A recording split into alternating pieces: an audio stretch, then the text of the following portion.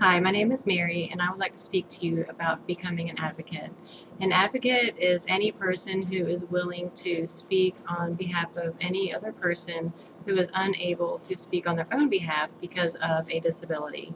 And you may see advocates in many places around your community.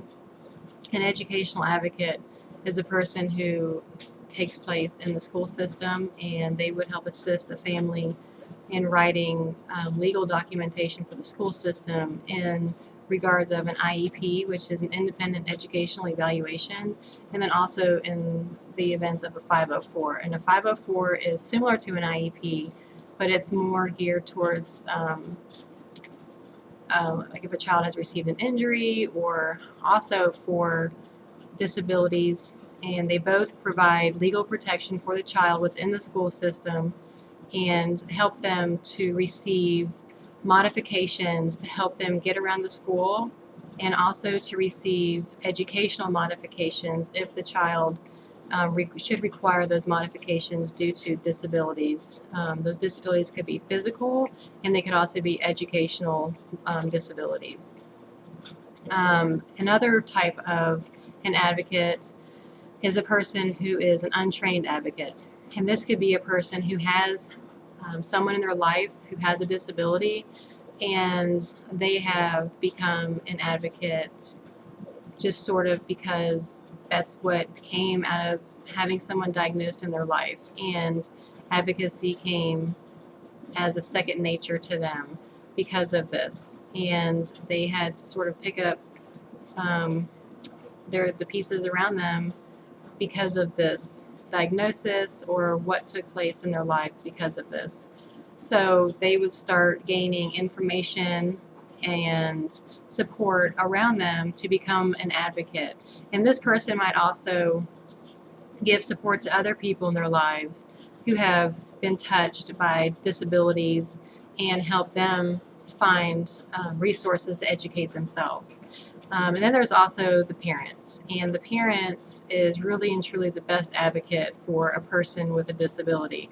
It's just in a parent's nature to be there for their child and to advocate on their behalf, and therefore they're really going to do the best that they can to take care of their child and to educate themselves on what they can do to help their child succeed in life.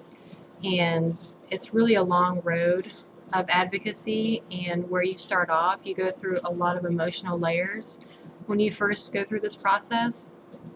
And it's very important as the parent to learn how to harness those emotions in. Um, when you learn how to harness in the negative emotions, those can therefore become very powerful emotions when you are speaking with other people on advocating, and when you are advocating for other people. Those emotions become very powerful, and they become an impact for the purpose that you have before you. So instead of using those emotions in a negative manner, to be able to educate yourself as a parent with a person in your life with a disability, the steps of education and advocacy are very important. There are many support groups and many ways in educating yourself, and just a couple are NAMI, which is spelled NAMI, the Autism Society of America, and those are really great to get you started. For North Carolina, a really great group is the ECAC. So those are wonderful groups to get started. I live in Rutherford County, North Carolina, and we have a local number to look to for support groups, and that number is 211. And there is a support group in our area for families that have children with disabilities, and that's a really great place to reach out if you need some guidance or other educational materials, or just support in general for dealing with the processes and the emotions of being affected with a disability in your life. Um, when you are advocating for another person, one of the most powerful things that you can do is teach that person, if they are capable, of how to advocate for themselves.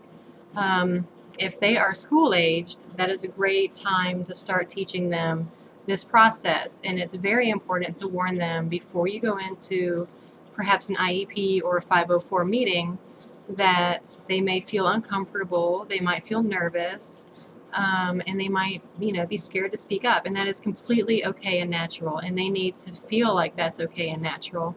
But eventually, it would be good for them to learn how to speak up on their own behalf, because it is very important that as they become adults, that they know how to speak for themselves on a IEP and 504 level, but out in society, they need to know how to speak on their own behalf. They need to learn how to speak up for themselves if people are trying to take advantage of them in a very negative way. So if they begin at a school age level on how to interact in their own IEP and 504 meetings, that can really be major. It also makes a big impact in those meetings when school systems may not be used to seeing a child that level speaking up and advocating for themselves. And another thing is writing to your state and local legislators and representatives, letting them know that you cannot cut funding for families that have children with disabilities. It is completely just something that we cannot do in this country. We also cannot cut funding to our school systems. Our teachers have got to receive proper support within the school systems to deal with every child, but also to deal with children that have disabilities and to be able to receive the proper supports within the classrooms. The children who have disabilities should be able to receive the proper time with exceptional children's teachers and tutors outside of the classroom if need be. And if funding is cut, then those exceptional children's teachers are also cut. And a lot of people think that when funding is cut, it's music programs and things of that nature. But really, it's also teachers that are cut along the exceptional children's line of work. So we really have to think about that when we're writing to our state legislators and to our representatives.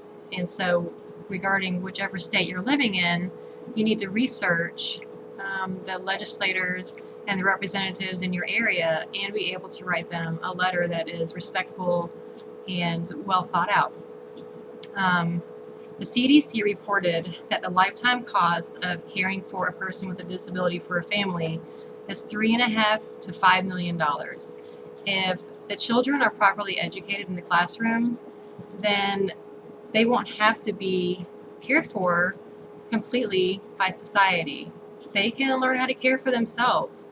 They can be completely functional individuals in society if they are given a proper education, and that education requires very well written IEPs and 504s and therapy in the school systems and even outside of the school systems in our counties.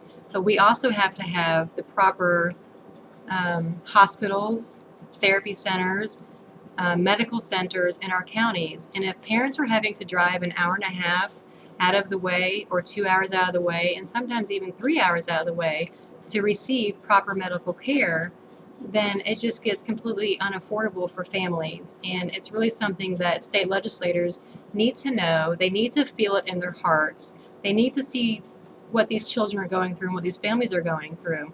It's completely okay to mail pictures so that they can see these people and that they can see these children and know what families are going through. The effects of living with disabilities are no longer thought of as just behavioral, mental, or physical. They are also thought of as biomedical, cognitive, social, and sensory. And, when you really think of that, those things are really different than what we really used to think of for people with disabilities. The disabilities handbook that goes out to doctors and schools and things of that nature around the country changed this year, and it's all completely different. All of those things changed for everybody, and so children are being diagnosed differently, and it's almost as if the medical world turned upside down for families. When children who don't deal well with change anyway, and they're world which they have gone to for care changes, that really impacts them in a way that's very negative. And what they need is positivity.